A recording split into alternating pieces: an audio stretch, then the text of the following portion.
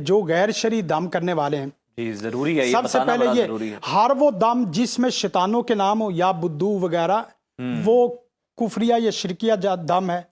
ہر وہ دم جس میں کافروں کے نام ہو۔ آپ کے دم میں فرعون کا نام کہاں سے آ گیا بھائی؟ آپ کے دم میں شداد، حمان اور قانون کا نام کہاں سے آ گیا؟ آپ اللہ کے نام سے کرنا چاہ رہے ہیں یا قانون شداد سے؟